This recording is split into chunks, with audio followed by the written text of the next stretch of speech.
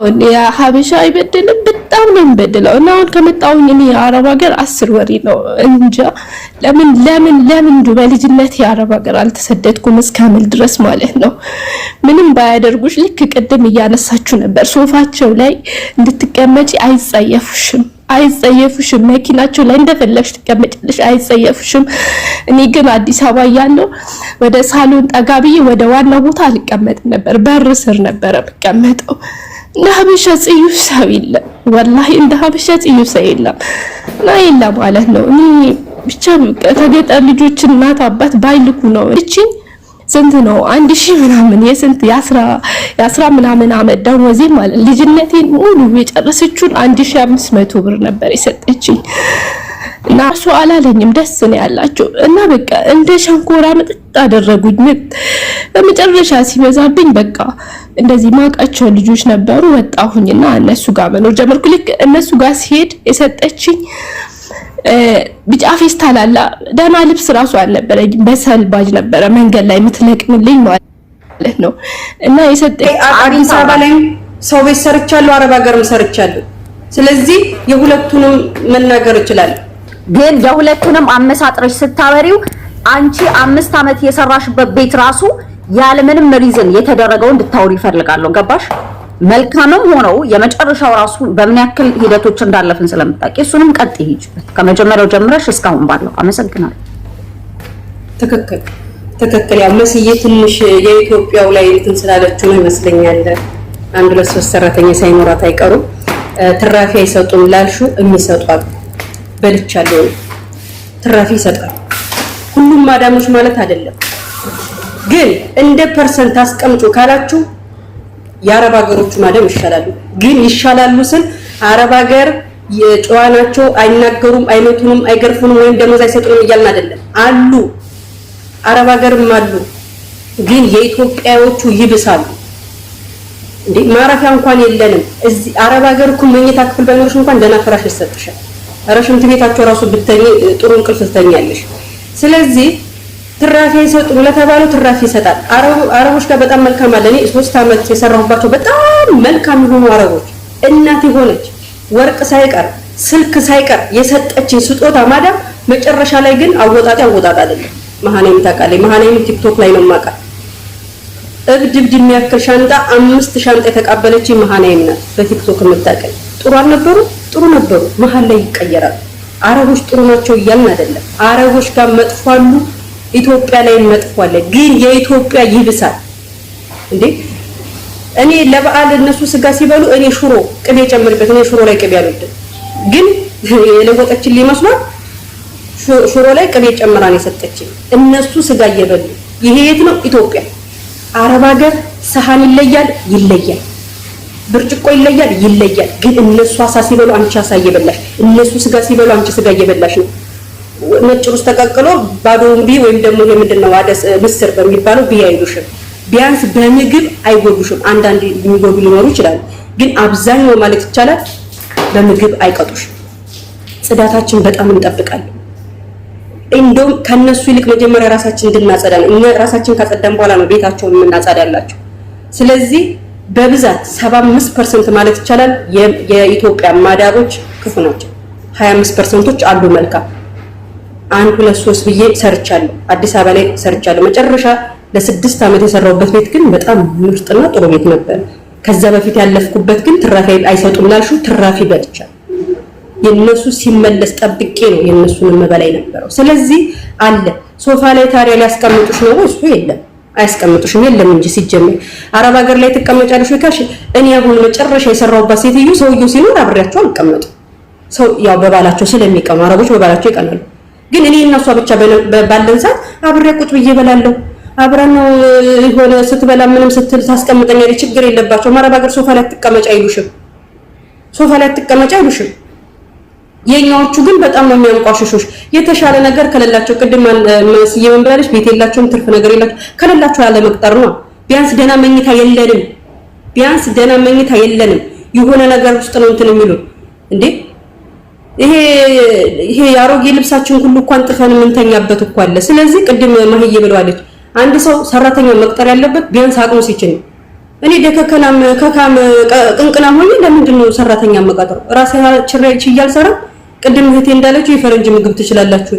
እውነት ለመናገር ኢትዮጵያ ላይ ዶሮ ምን በለው በዓል ጠብቀን አይደለ? ለምን ይዋሻል? በዓል ጠብቀን ነው። አዲስ አመት መጣ፣ ገና መጣ፣ ፋሲካ ቢያንስ 4 በዓሎች ወይ 3 በዓሎች እንደነበረ በዛውም እንድትነግሪና አሜን ከይቅርታ ጋር እኔ መጀመሪያ አዲስ አበባ አንድ ብዬ ስቀጠል 30 ብር ነበር ደሞዝ። ከዛ አደገ ደሞዝ 50 ብር ገባው። ከዛ 50 ብር የማታ ማር ነበር እየከፈልኩ እግዚአብሔር ይስጣቸው ግን ያስተምሩኝ ነበር የማታ ከ50 ብር ላይ 30 ብር እከፍላለሁ 20 ብር ተተርፈኛለች። ግን ያኔ በረከት አለ በነገራችን ላይ መጨረሻ ላይ ግን ትልቁ ደሞዜ 300 ብር ነበር። በስመ አብ የዛን ጊዜ በጣም ሀብታም ነበር። መጨረሻ የሰራሁበት ቤት ረጅም ዓመት የሰራሁበት ቤት በጣም መልካምና ጥሩ ነበር። ሰራተኞቹ ጋርም ጥፋት አለ ወይ? አዎ ጥፋት አለ። እኛ የምናጠፋው ነገር አለ።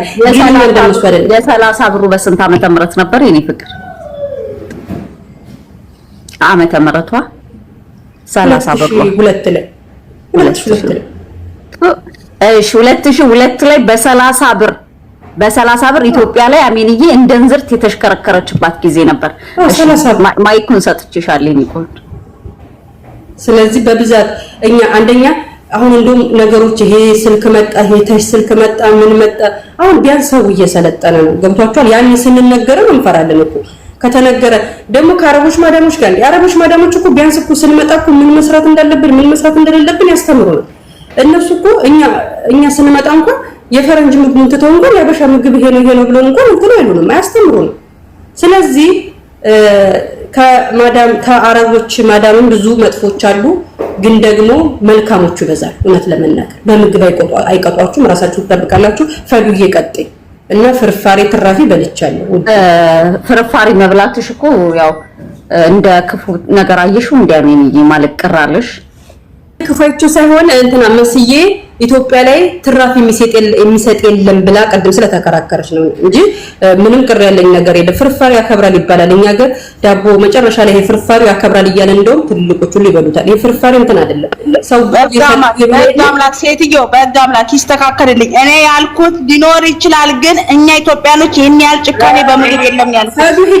ፈዱ ሂጅበት ቆይ ለፈዲላ አይደለም ማይኩ ቆይ ለፈዲላ አይደለም ማይኬ 1 ደቂቃ ሜንዬ እኔ አሁን ማይኩን ምንድነው ትርፍ አይሰጡ ይችን ብቻ ላውራ ሚዩት አደርጋለሁ። ትራፊ አይሰጡም ላልሽው ነው። ከዛ አሁን አስተካክለሽ ከሆነ አላውቅም። ቅድሙ ላይ ግን ፈዱትን ነገር እኔ ኮሜንት ላይ ራሱ እኔ በልቻለሁ ያልኩ ነበር። ትራፊ ይሰጣሉ፣ ሌላውን አላውቅም። መልሰሽ አስተካክለሽ ከሆነ መስዬ አላውቅም። ትራፊ ግን ይሰጣሉ።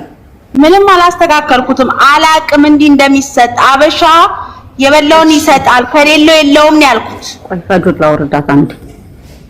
እሺ አሁን እድሉን የምሰጣት ሀቢባ የኔን ብሰሙ በጣም ታዝኑልኛላችሁ ብላ ስለነበረ ስበን ያስገባናት ለዛ ነው። ቀጥ ውድ የሚመችሽ ከሆነ ያለዛ ደግሞ ሙልዬ በኋላ ብላለች። ዲቦራ ቢስትሮንግ ሰላም እንዴት ናችሁ? እሺ ሀቢብዬ መልካም ቀጥ ውድ። እኔ እንኳን ለአረብ ሀገር ገና አዲስ ነኝ፣ 10 ወሬ ነው። ግን ኢትዮጵያ ላይ በነበርኩበት ጊዜ ያሳለፍኩት እንጋራችሁ ብዬ ነው። ደስ ይለናል ማሪ ቀጥ። እሺ እኔ ያው ልጅ እያለሁ ነው ወደ አዲስ አበባ የመጣሁት የነበረው። አዲስ አበባ በዘመድ አማካኝነት እናስተምራታለን ምናምን ብለው ከዛ ወሰዱኝ። የቀን ነበር እናስተምራታለን ያሉት እና ከአንድ አመት በኋላ የማታ አስገቡኝ ማለት ነው። ከዛ በዛው ብዙም ሳላድግ እናቴ ሞተች። ከዛ እዛው ቀጠልኩኝ እዛው ቤት ውስጥ።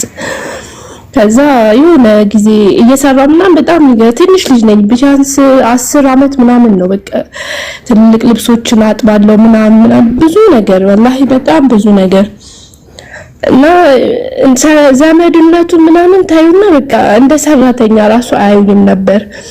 የሚያስተኝ የሆነ በር ስር ነበረ ትራፊ የሚባለው ትራፊ ታዩ። እሱም ከተገኘ ነው ማለት ነው። ወላሂ የሌላ ነገር አላወራም። እና የሆነ ጊዜ ልጅ ስለነበርኩ እንደዚህ ያዋቂ ልብስ ምናምን ማጠብ በደንብ አታስለቅቅም ብለው ከፍ ያለ ሰራተኛ አስገቡኝ። ለልጅ ምናምን አድርገውኝ ማለት ነው። መጀመሪያም ለልጅ በሚል ነበር ያመጡኝ። ከዛ በጣም የሚገርምሽ ክትፎ ምናምን ሲሰራ ማለት ነው ለነሱ ቅቤ ታረግና ለኛው ዘይት ታረግበት ነበር እያያናት ማለት ነው። በእኛው እኔና ሰራተኛው አንድ ላይ ነበር የሚሰጡን ከፍ ያለችዋና እኔ ነበርኩኝ። ከዛ በእኛው ዘይት ታረግበትና በእነሱ ታረግበት ነበር ቅቤ ምናምን ይሁን ችግር የለውም። ከዛ ልክ እኔ ከፍ ስል ማስወጣት ጀመሩ። እነዚህ ከፍ ያሉ ሰራተኞቹን አስወጡና እኔ ለሁሉም ነገር ማድረግ ጀመሩ ማለት ነው። ልክ እንደ ገረድ ማለት ነው። ልክ ትንሽ ከፍ እንዳልኩ ምን እንዳለችኝ ታውቂያለሽ? ያኔ ደሞዝ ራሱ የለኝም እኮ አላውቅም፣ ደሞዝ ስንት ነው ምናምን ብዬ ራሱ አላውቅም ነበር። ከዛ ልክ ትንሽ ከፍ እንዳልኩ እንደዚህ አለችኝ፣ ትምህርቱን የማታውን ታዩና እኔ ደሞዝ አስብልሻለሁ። በዛላይ በጣም ጎበዝ ተማሪ ነበርኩኝ። ልክ 6ኛ ክፍል እንደደረስኩኝ ከአንድ ጀምሬ ነበር የተማርኩት። የማታውን ታዩና ደሞዝ አስብልሻለሁ አለችኝ። ከዛ የልጅ አሙሮዬ ነው እና ከኔም ታናናሽ የነበሩ ማዘር ጥላቸው ይሞቱት ነበር። በቃ ለነሱ የሚጠቅማቸው ደሞዝ ካሰበችልኝማ ብዬ በቃ እሺ በደሞዝ አስቢልኝና ተዋለው ትምህርቱን አልቋል። ያኔ አስቢ የማታ ትምህርት ነው። ምንም 2 ፍሬ ደብተር ነው የምትሰጠኝ። ባለኝ በኮንጎ ነበር የምሄደው 12 ሰዓት እንጂ 2 ሰዓት ለመመጣት ማለት ነው። ከዛ በቃ ትምህርቱን ተዋለው ምናምን አልኳት። ከዛ እሺ አለችኝ። ከዛ ታውኩት ትምህርቱን። ለምን ታውሹ ምናምን ባሏ